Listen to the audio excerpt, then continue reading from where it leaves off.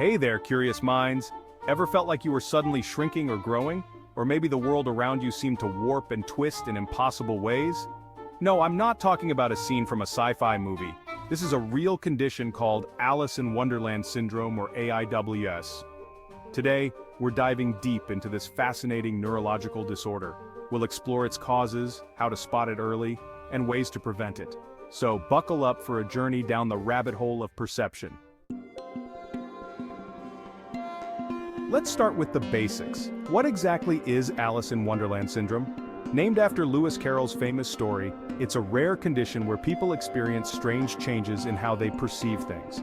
Objects might suddenly appear tiny or enormous. Your own body parts might feel like they're changing size. It's like being stuck in a funhouse mirror, but it's all happening in your mind. Now you might be wondering, what causes this bizarre condition? Well, there isn't just one answer. Migraines are a common trigger, especially in children. If you've ever had a migraine with an aura, you might have experienced something similar. Epilepsy is another potential cause, particularly temporal lobe epilepsy. The abnormal electrical activity in the brain can lead to these weird perceptual changes. But wait, there's more. Certain infections can also trigger Alice in Wonderland Syndrome. Ever heard of the Epstein-Barr virus? It's the one that causes mono. Well, it's also been linked to this syndrome. Head injuries are another potential culprit. A knock on the noggin can sometimes lead to these strange episodes. Now let's talk about how to spot Alice in Wonderland Syndrome early. It's not always easy because the symptoms can be pretty weird and hard to describe. That's why keeping a detailed medical history is super important. If you or someone you know starts experiencing these odd perceptual changes, write them down. Note when they happen, how long they last, and what they feel like. This information can be incredibly helpful for doctors trying to figure out what's going on. Speaking of doctors, a neurological exam is often a key part of diagnosis. This might include brain scans like MRIs or EEGs. These tests can help rule out other conditions and give clues about what's causing the symptoms. Sometimes it takes a team of specialists to crack the case. Neurologists, infectious disease doctors, and psychiatrists might all work together to figure things out. So what can we do to prevent Alice in Wonderland Syndrome? Well, since it has so many possible causes, there's no one-size-fits-all solution. But there are definitely steps we can take to lower the risk. For people who get migraines, managing those headaches is key. This might mean sticking to a regular sleep schedule, managing stress, and avoiding trigger foods. If infections are the culprit, focusing on overall health can help.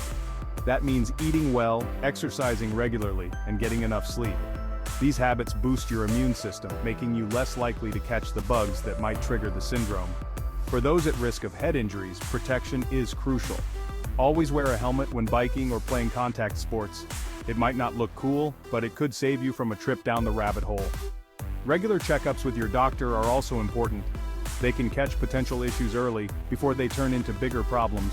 This is especially true for conditions like epilepsy that might be lurking in the background. Now let's hear from some experts in the field. Dr. Emily Carter, a neurologist who's seen her fair share of Alice in Wonderland Syndrome cases, has this to say.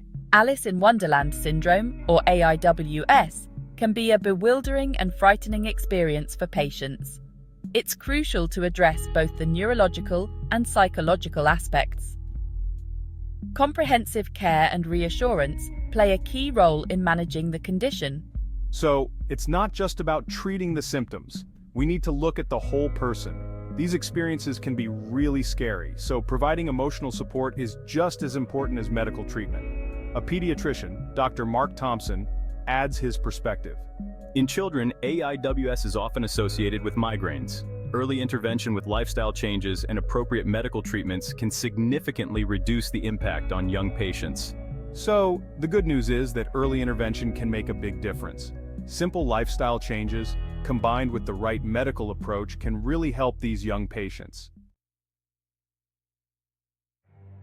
Now you might be wondering, is there a cure for Alice in Wonderland Syndrome? Well, not exactly. But don't lose hope. For many people, the symptoms are temporary and manageable. The key is figuring out what's causing them and addressing that underlying issue.